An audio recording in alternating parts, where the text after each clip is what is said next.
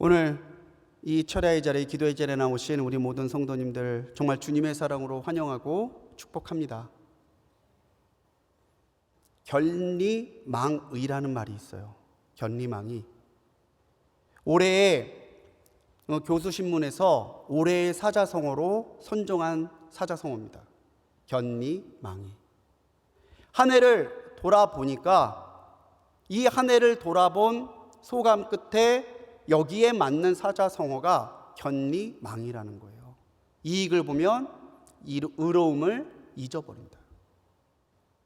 우리나라의 한 해 정치 경제를 봤더니 이익만을 쫓아 사는 세태가 너무 분명했었다는 거죠. 내 이익을 위해서, 내 만족을 위해서는 서슴지 않고 의롭지 않은 일을 하고 다른 이들에게 폭력과 심지어 살해까지도 서슴지 않는 그런 모습들이 보였었다는 거예요. 그리스도인으로서 송구, 한 해를 보내고 영신, 새로운 해를 맞이하기 위한 이 시기를 지나면서 과연 우리의 삶은 어떠했습니까?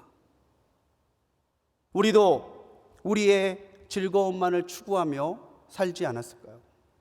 과연 나는 하나님의 기쁨을 위해 한 해를 살았습니까? 아니면 나에게 주어질 이익과 나의 만족을 위해서 살았습니까? 적어도 우리 그리스도인들이라면 견리망의가 아니라 생각할사 견리사의, 이익을 보더라도 하나님의 의를 생각하는 그러한 믿음과 태도로 살아야 하지 않을까, 그런 생각을 해봅니다. 송구영신 예배를 앞두고 한 해를 돌아볼 때에 우리에게 감사와 기쁨이 가득합니까? 아니면 다른 의미에서 송구한 송구영신 예배를 기다리고 있습니까? 저부터 2023년을 한번 돌아봤어요. 제가 한없이 부족하게 느껴지더라고요. 그런데도 그렇게 부족한 저임에도 불구하고 감사한 일들이 너무 많았어요.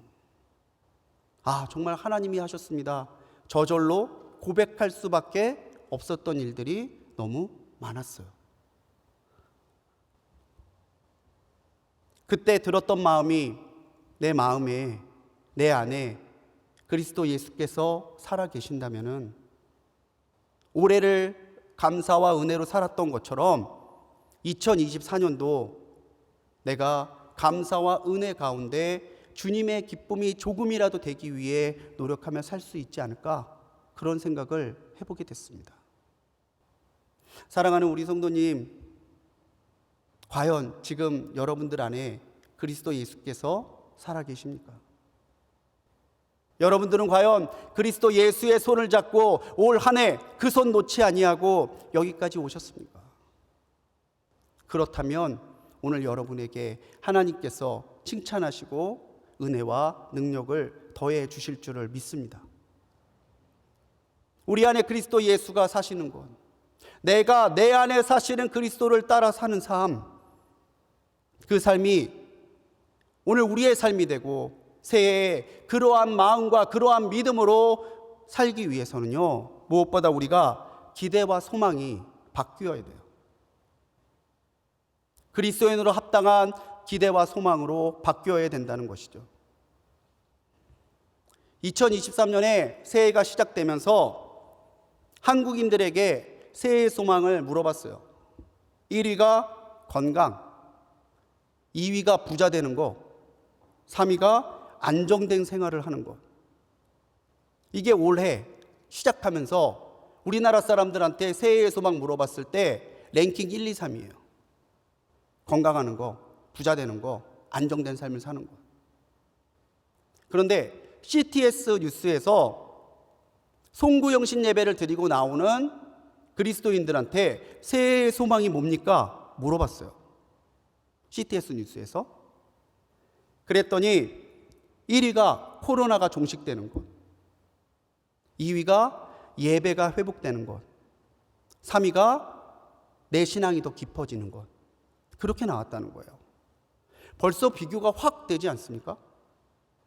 예수님을 믿는 사람이 새해를 바라면서 맞이하면서 바라는 소망, 예수님을 믿지 않는 사람이 새해를 맞이하면서 바라는 소망이 달라요. 저는 이 두 설문조사의 답이 다른 것을 보면서 아직도 이 한국교회에는 하나님께서 거시는 기대와 소망이 있다는 것을 발견하게 됩니다. 여러분들은 어느 쪽이셨어요? 부자 되게 해주세요 쪽이었어요? 아니면 내 신앙이 주님 안에서 더 성숙해지기를 바라는 쪽이셨어요?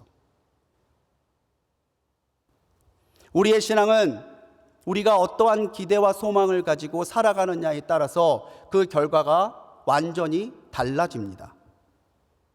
오랫동안 신앙생활을 했어도 기도의 제목을 보면 세속적인 것이나 자신의 바람을 채우기 위한 것들로 기도 제목이 차 있는 사람이 있어요.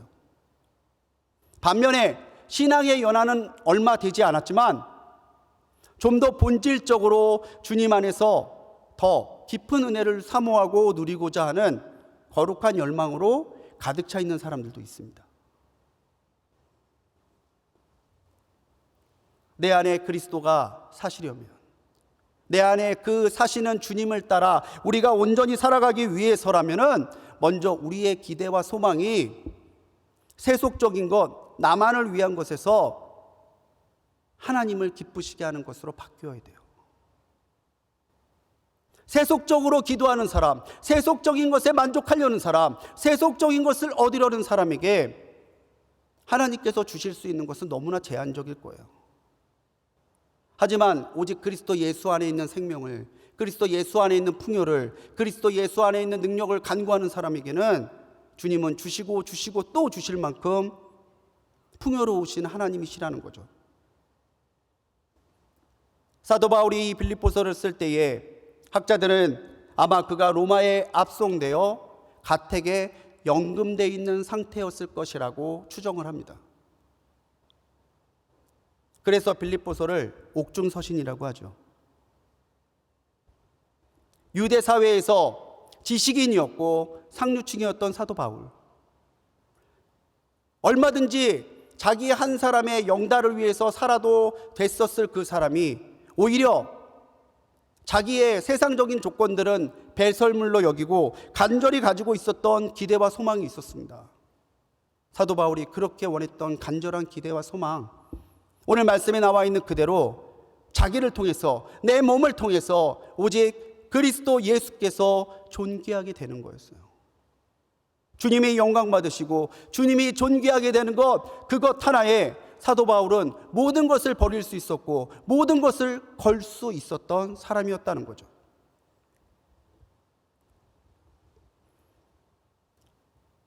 예수 그리스도가 우리의 전부입니다. 주님만을 위해 사십시오. 주님의 기쁨을 위해 사십시오.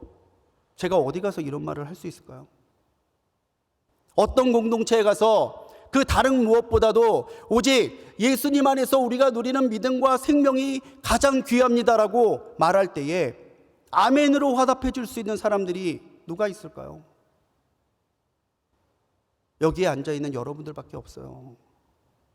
이 시대를 지금도 그리스도의 이름을 붙잡고 그리스도의 영광을 위해 살려는 우리 기독교인들밖에 없어요. 그런데 그 기독교인들마저, 그런데 우리들마저 예수 안에서 기쁨과 만족을 누리지 못하고 세상의 것으로 만족을 얻으려고 한다면 과연 우리 하나님은 어디에 기대를 거셔야 되겠습니까? 이 시간 무엇보다 한 해를 마치는 이 금요 성령 간증 예배에서 제가 간절하게 여러분들에게 부탁드리고 싶습니다. 사랑하는 성도님들, 세상적인 기대와 개인적인 만족을 따라 사는 삶이 아니라 그리스도 예수를 존귀하게 하는 믿음과 내가 할 수 있는 최고의 헌신을 드릴 수 있는 그 믿음과 각오를 가지고 새해를 맞이하시기를 간절히 축원합니다. 전도사 시절에 청년들이 권면해서 CCC 연합 성회에 참여한 적이 있어요. 전도사님, 우리 갈 건데 전도사님도 같이 가요. 자의반 타의반으로 CCC 여름 성회에 참여했어요. 고령의 김중곤 목사님이 그때 하셨던 설교의 제목이 백문일답입니다. 백문일답. 100가지의 질문을 해도 우리들의 답은 오직 하나라는 거예요. 세상이 수없이 우리들에게 질문한다 할지라도 우리가 할 수 있는 답은 오직 하나, 예수 그리스도밖에 없다는 설교였어요. 제가 참여했던 그 집회는 아니지만 여러분들에게 영상을 하나 보여드리려고 합니다. 이 실시간 온라인 정책 때문에 우리 온라인으로 예배하시는 분들한테는 죄송하지만 이 영상의 사진 하나만 보이실 거고, 여기 있는 분들은 영상을 보실 건데 1분 정도 되는 영상이에요. 우리 온라인으로 예배하시는 분들은 영상 끄지 마시고 1분만 기다리시면 제가 무슨 영상인지 설명해 드리겠습니다. 우리 같이 한번 그 영상을 한번 보시겠습니다.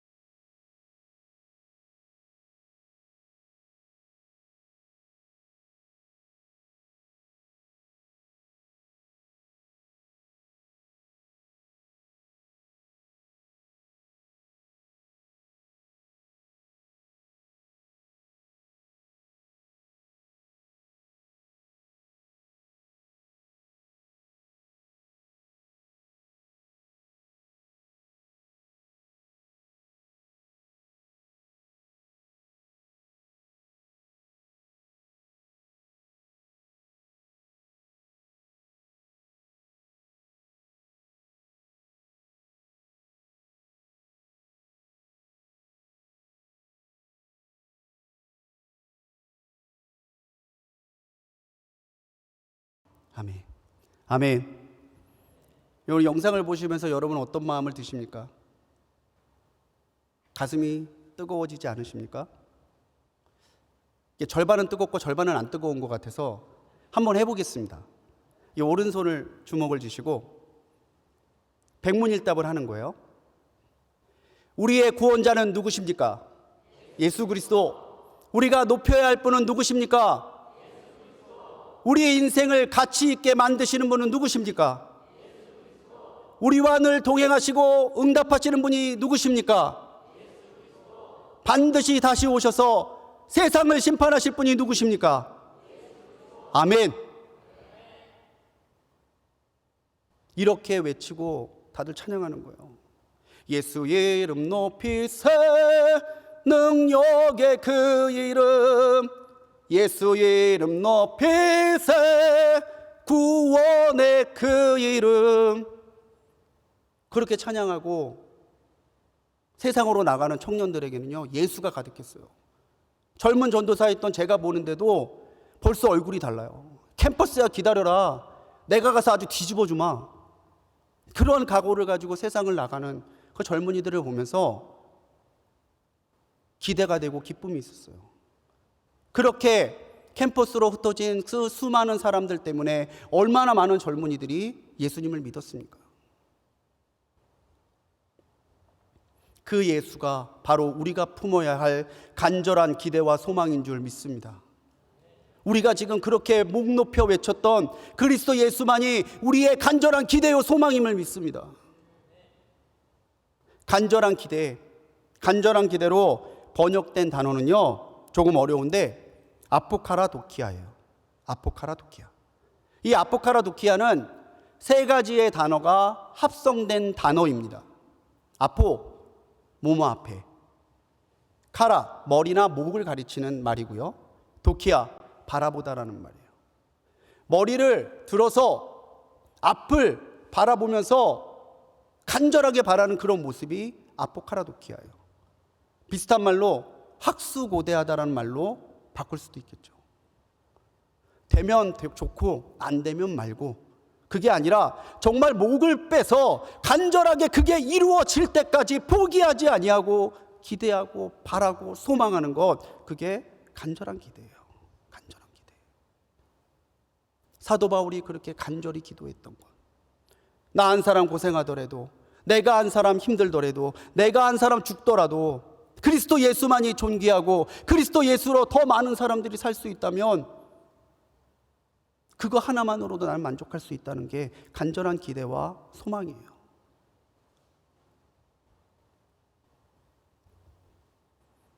그리스도 예수만을 향한 사랑, 그분만을 향한 우리의 믿음 가운데 그분만이 영광 받으시도록 오늘 우리의 마음에 새로운 기대와 소망이 일어나기를 간절히 소망합니다.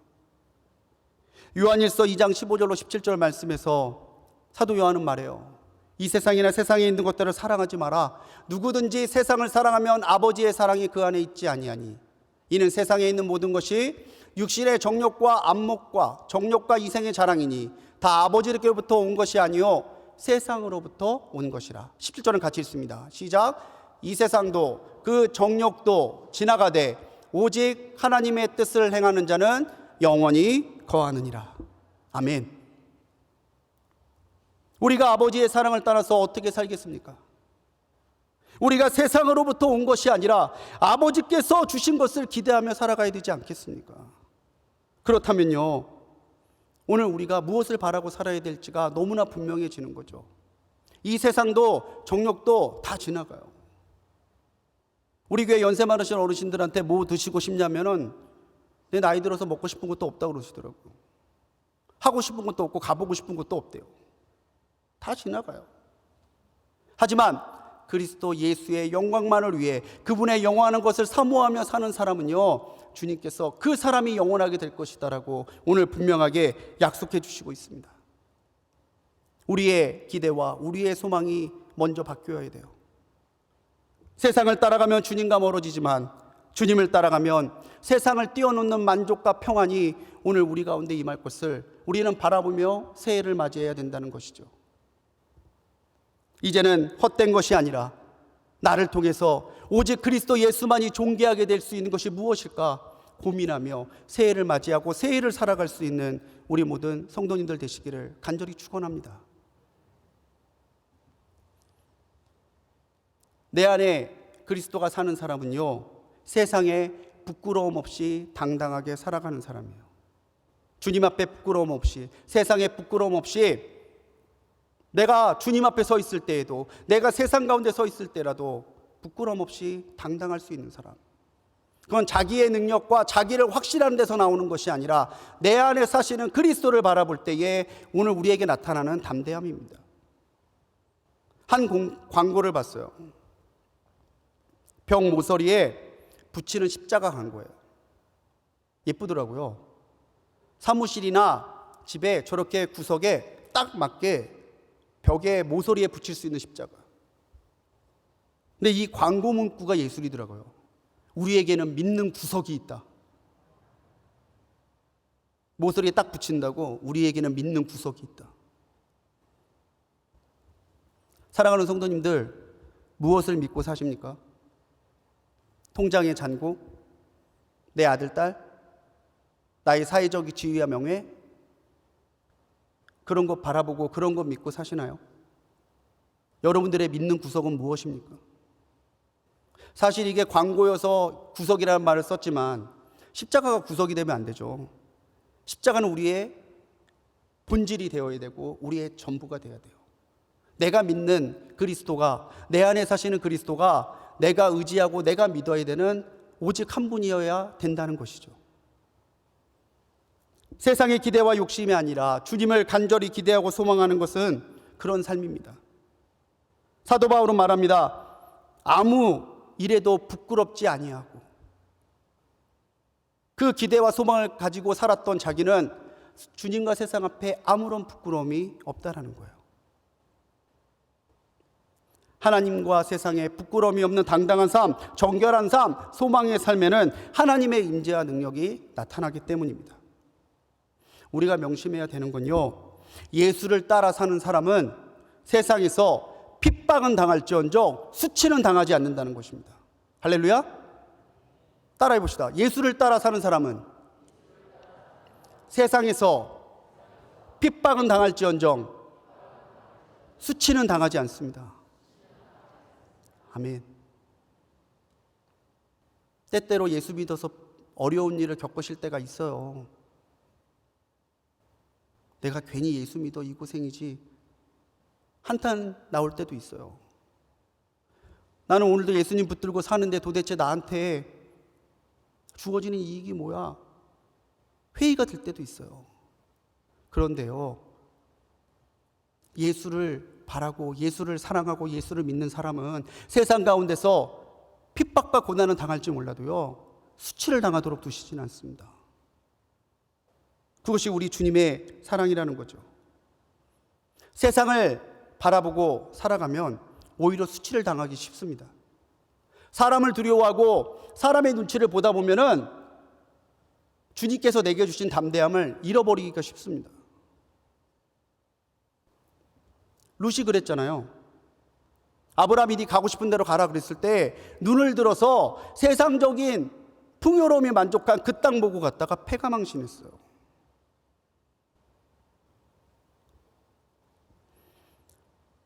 수치를 당하면 약해지지만 핍박을 당하면 강해집니다. 세상에서 수치를 당하는 신앙이 되면 위축돼요. 뭐 하나 말하기도 두렵고 뭐 하나 시도할 수도 없어요. 약해져서. 그런데요, 예수 때문에 세상에서 핍박을 당하면 도리어 강해져요. 심령이 강해져요. 삶이 강해져요.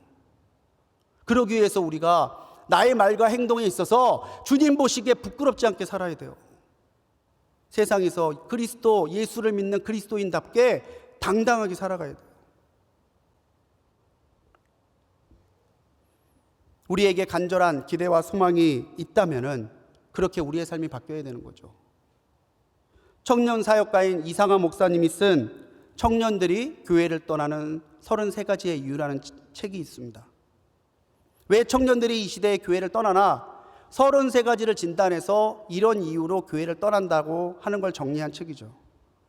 근데 그 33가지를 보면 결국 그리스도인들이 교회가 말씀과 그 삶이 다르고 하나님의 영광에는 상관없이 세속적인 것에 물들어가는 것을 보고 염증을 느껴서 교회를 떠난다는 말이에요. 청년들만 떠날까요? 그러한 교회에 그러한 그리스도인과 누가 교제하고 싶고 그런 교회에 누가 나가고 싶어 하겠어요? 이 시대에 점점 기독교의 영향력이 약화되는 가장 큰 이유는 우리가 그리스도인을 닮아가는 게 아니라 세상과 동화되기 때문이에요.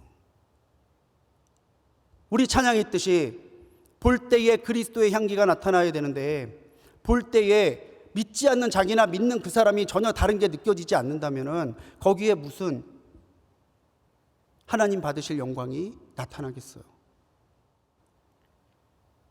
하나님이 기뻐하시는 것은 행하십시오. 하나님이 기뻐하지 않는 것은 하지 마십시오. 이것만 해도 우리의 삶은 달라집니다. 이것만 해도 세상을 살아갈 때 우리는 당당해집니다. 하나님 앞에 부끄러울 게 없는데 내가 무엇이 무섭겠어요?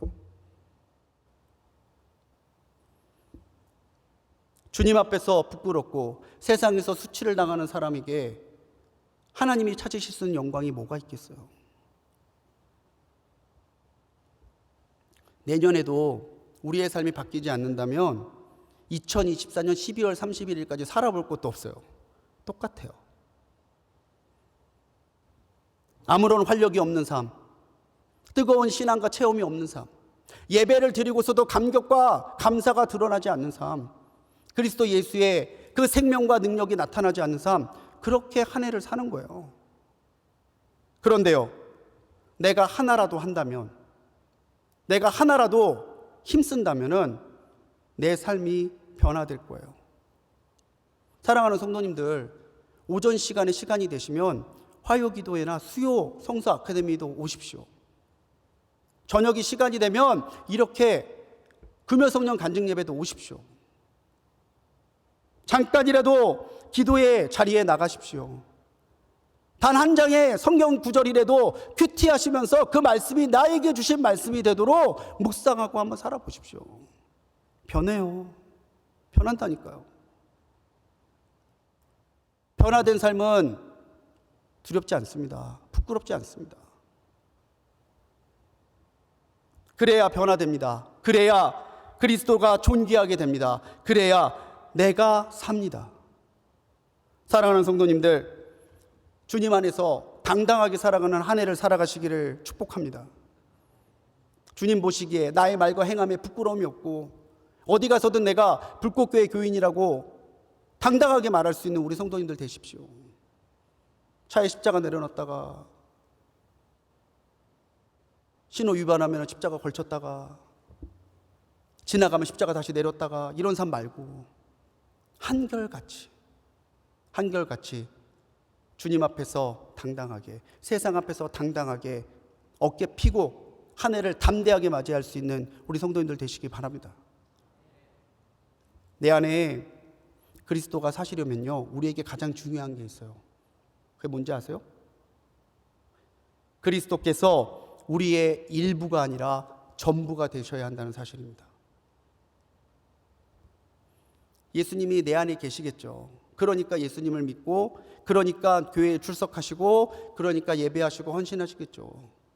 근데 여러분들에게 제가 묻고 싶습니다. 여러분, 그리스도가 여러분들의 일부입니까? 여러분들의 전부입니까? 사도 바울은 복음을 위해 목숨마저 걸었던 사람이었습니다. 살든지 죽든지. 나를 통해 그리스도가 드러나고 그리스도를 통하여 영생을 얻는 사람이 있다면, 이 땅에 교회가 세워진 교회가 부흥할 수 있다면 죽든지 살든지 그것마저도 주님 앞에 내려놓을 수 있는 사람이었어요. 일반적으로 감옥보다는 조금 환경이 나은 가택에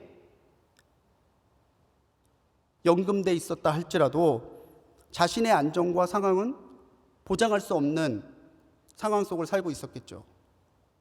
그런데도 바울은 자기의 안위와 자기의 목숨이 아니라 이 상황에서도 나의 간절한 기대는 내가 살든지 죽든지 나의 몸을 통해서 그리스도가 존귀하게 되는 것.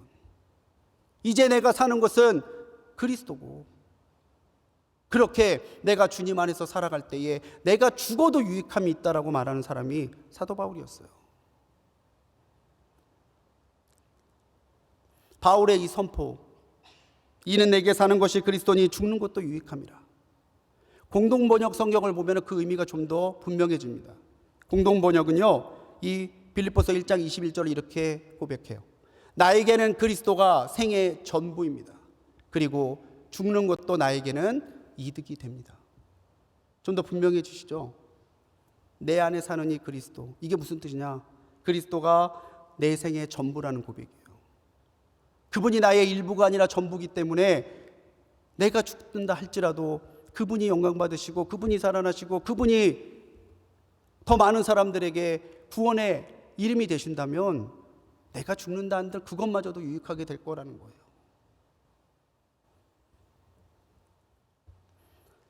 바울에게 예수님은 일부가 아니라 전부였습니다.